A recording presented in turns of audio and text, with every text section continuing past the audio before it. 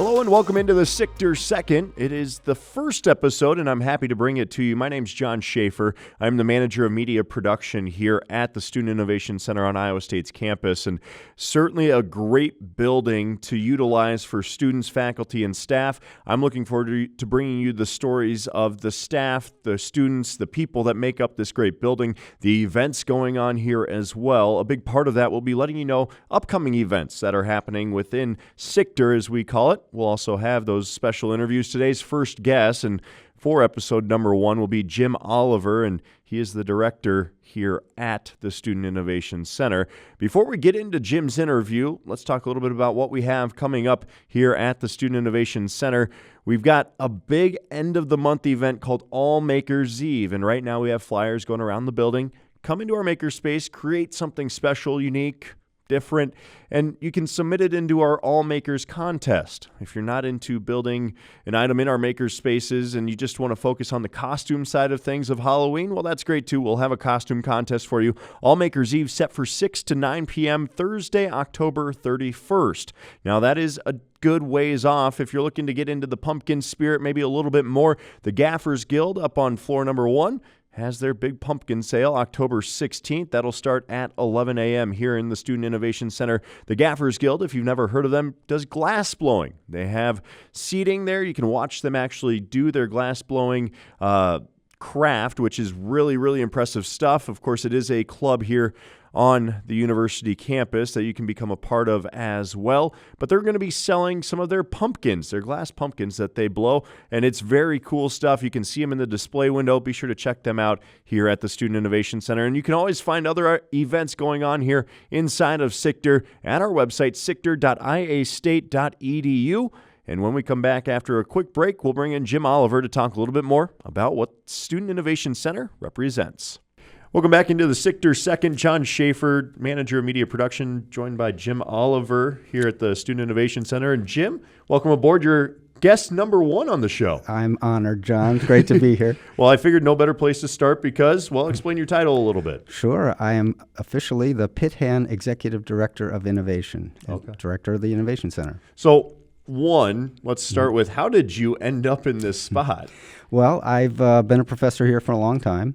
Ran a research center across the street for 15 years. Okay. And as the center was taking shape, I joined the steering committee and helped come together with all the other faculty and input to make this a reality. So as they announced an opening for a director position, I decided it was a great way to make a big contribution to ISU. So when you look at the Student Innovation Center, one of the newest buildings on campus. Yep. I mean, what went into getting this place open? Talk about 2020 in particular, and then where we're at now. Yeah, well, it was really a unique vision by our leadership to pull together this concept. It's really pretty radical if you think about it. Getting students to work together on interdisciplinary teams, thinking like entrepreneurs, even if they work for a big company.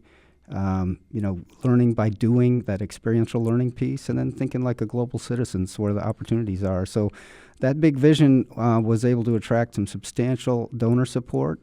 And then as President Winterstein took over in 2017, she really embraced innovation and entrepreneurship as our brand, the university-wide, and this became the focal point of that. So it's been a real labor of love watching it come into shape. I took the job in January of 19 when it was a concrete skeleton and was the first employee. And 6 months later, we were able to attract Wendy Kish here, and she was instrumental in working with FP&M and getting all the contractors to work and just getting it all ready to go. And then COVID hit, and that was a unique experience for everybody. So the building wasn't quite complete, although we wanted to open. So, for instance, the shop, the wooden metal shop in 1211 was converted into a classroom for large, separated students, large sections. So we, when COVID hit, all the contractors went away, and getting them back slowly took a while. So we were impacted by supply chain issues like everyone else and staffing issues. So it really took 2 more years. From fall of 2020, we opened, but it was really a soft open. And until, fall of 22, we were finally fully functional and fully staffed, and now we're really hitting our stride.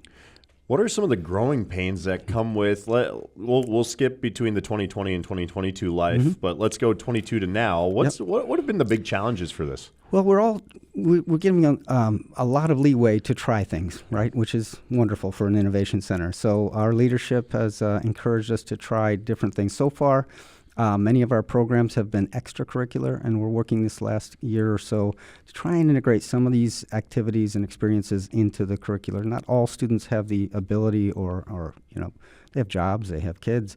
They may not be able to participate in extracurricular. So how do we get that content into some of our curricular experiences so students get credit for the interesting things they can do here? What's your background in beyond Iowa State? Sure. Entrepreneurship has obviously got to be a focal point. Yeah, I've been entrepreneurial on a number of fronts. I'm a mechanical engineer by training, but most of my career has been in computer simulation and graphics and virtual reality.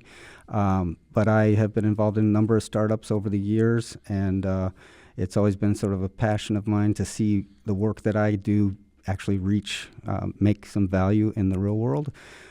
So it's perfect for my background and where I've come from, a very interdisciplinary research center where we had faculty and students from all over campus working on projects in human-computer interaction and these new technologies, emerging interface technologies. So I'm still a co-founder of a company that was founded 14 years ago. It's going well. And I'm now more like an advisor. I'm not in the trenches with the rest of them, but I've lived it a number of times. And I did take a leave from the university for about 4 years in the late 90s and worked at a company that had just had an IPO and traveled all over the world learning about how our products could help manufacturers. So I've had a broad experience, and it just really felt like the right fit for my career. How does SICTR, as we like to call it here, how does that kind of fit into that background and the belief in entrepreneurship and developing that within the students? Well, right. And we view innovation as a broader umbrella than just entrepreneurship. So every student can be a problem solver, right? Half of the battle is identifying those bottlenecks and issues that, even you're working on an assembly line, you see something going on, and now you can stop the line and suggest a fix, right? So, but in any field, and then after identifying problems, drawing inspiration and solutions from other fields, right? That's where the interdisciplinary part comes in. And all of us can be better at that in all of our jobs. So the overall overarching goal is to make our students more productive right out of the gate so that it doesn't take 2, 3, 4 years to learn on the job. They can understand completely that, boy, all these colleagues bring something to the table and we can solve problems together. We look at what's happening here at the Student Innovation Center and the ability for any student to walk in our doors, learn any of the disciplines within our spaces. It's not specific to a major. It's very unique when you look across the university and college spectrum. Exactly. And during that planning process, a lot of thought and effort, a lot of subcommittees looking at what would distinguish us, what we need more of, how would it work? And there's a lot of resources on campus that are somewhat similar in terms of the fabrication facilities, but this is open to everyone. It's not sandwiched into a program or a major, and that in itself is very unique. So I like to say that this is a resource for everyone, students, faculty, and staff. But it could be for a class project, it could be club activity, it could be an entrepreneurial prototype, or you just have a hobby interest in learning how to use some of these techniques. Getting students over that hump of confidence that they can actually create something, whether it's digital or physical, and they may not turn into an entrepreneur, but they're going to learn some things and gain confidence. And one thing I've had just in my experiences outside of a university system is just the integration of how do I market myself? How do I do this, that, and interdisciplinary kind of breaking that mold out. You look at architecture students that might be 3D modeling a building upstairs. Well, then they're coming down to the digital media studio, taking photos, taking videos. It's really teaching these students to be well-rounded and ready for what's waiting for them beyond the walls of Iowa State. Absolutely. You're going to be a lifelong learner. And so we hope this instills students with that curiosity, really, to continue pushing their envelope and getting information from other fields and integrating that into their work. What is the coolest thing you've maybe seen come out of the Student Innovation Center? lots of really interesting things so far. It's as I mentioned, all those different use cases. We're also, as you know, hosting classwork in here as well, much more. And so we've seen some really clever projects from the industrial design students, the musical instruments out on display, the bike project, which are chopping up bikes into weird monster type configurations, really creative and physical. A couple of very interesting in the Start Something programs that are hosted here. A lot of really interesting startups going on. Those hopefully feed into our entrepreneurial ecosystem. The solar car, third place, the space mining team, first place for 2 years in a row. There's just been some really great successes so far. When you look around the rest of the country and the world as far as university programs go, how does the Innovation Center here at Iowa State compare? I say this without pretense. Yeah. There's nothing in terms of this ambition of scope, the breadth of scope that we cover here, everything from glass blowing to a demonstration kitchen. And so the ambition of scope and the scale that we've built, nothing comes close in terms of size, scale, and scope. And it's unique. It's really unique across the country. Just got back from a conference in the UK where we met with a lot of other university makerspace folks, and clearly we're way out ahead. When you look at the staff, too, that we've put in place here and that you've been able to put in place here at SICTR, what's it like seeing all the different professional backgrounds kind of come together to go towards one goal in helping these students achieve this? We've got a great team, just the whole the breadth of experience from the fabricators, the people coming in from experience as high school teachers to professional machinists to entrepreneurs, real breadth of expertise that we've brought together here. And the best thing about the staff is the culture that we've developed here in terms of the service-oriented focus.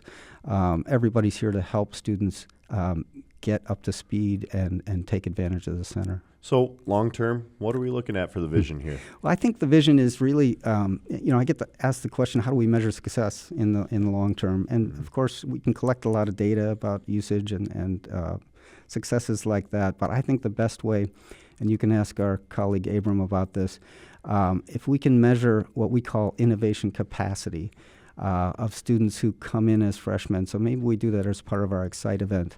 But there's actual research that indicates a certain way to measure people's proclivity in their curiosity, their motivation. Do that at the beginning and then do that at the end and show that we're actually having a real impact. And then ideally track those students longitudinally as they start their careers and see if the students that take advantage of this resource, and again, we want all 30,000 students taking advantage of this resource, that their careers really take off. Absolutely. What's your favorite part about this place? The place is just a beautiful place to work, fun team that we have here. You asked about the favorite activity. I really like doing tours, right? Yeah. Especially when visitors come from outside the university, right? They're just blown away, and it's really a thrill to be able to show that and get the word out that we're really doing something unique here. I also like to see the students get excited by their projects and the things that happen. Even our All Makers Eve coming up, the projects, the little, they're fun, right? They're interesting and fun, but really clever and beautiful creations that went on last year for that. We do a number of those events, as you know, through the year. And then, of course, our big Ignite Innovation Showcase at the end of the year is another opportunity for the whole university to show off what's going on within the colleges, departments, capstone courses.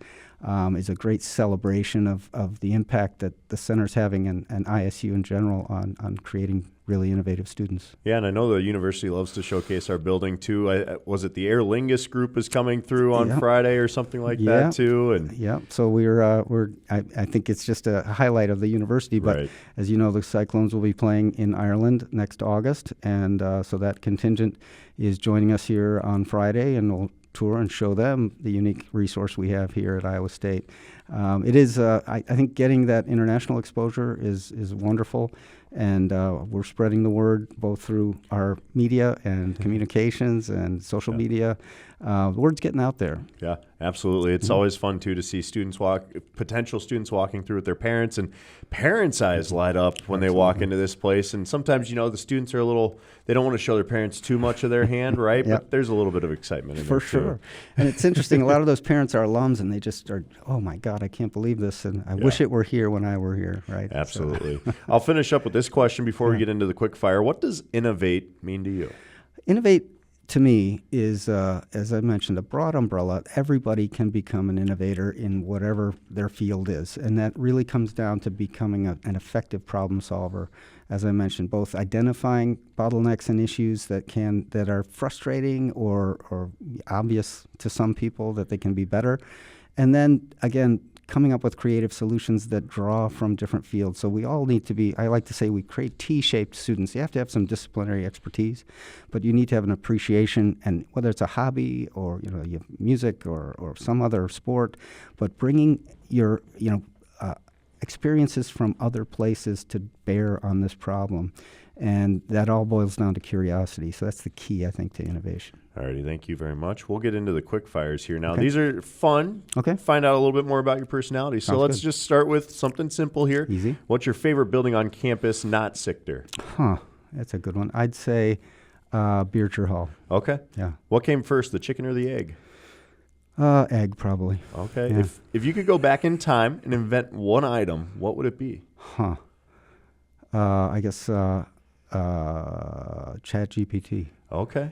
Interesting. Getting into the AI world. Abram will probably dive more into that, right? Yeah. And then favorite book? Favorite book. I've read I read a lot of nonfiction, but I just read the book James by Percival somebody. So James, it's a recasting of the Huck Finn story of Huckleberry Finn. Okay. But told from the point of view of the slave Jim in the book, who he escapes with. But this is called James, and it's written from his point of view. Interesting. And it's a fast read, beautifully written, just a wonderful book. I read that a couple months ago. Okay. Are you a bookworm? No, but Okay. my wife is, and she chooses for various good ones for me. So Very good. Yeah. And then last question for you. Does pineapple belong on pizza? absolutely not. Yeah. Oh, man. Sorry. Jim, we got to talk about this off camera later. Well, thank you so much for joining us for episode 1 of the SICTR Second here from the podcast room down in the digital media studio of the Student Innovation Center on Iowa State's campus. Certainly looking forward to getting more of these episodes out, but Jim, couldn't think of a better guest to have to start us off. Actually, I'm looking forward to everybody's voices getting out there. Oh, yeah. Going to be a lot of fun. Thanks, Jim. And Hey, thanks. if you want any more information about the Student Innovation Center here at Iowa State, be sure to check out our website, sictr.iastate.edu, and you can get a little bit more information there. Thanks so much.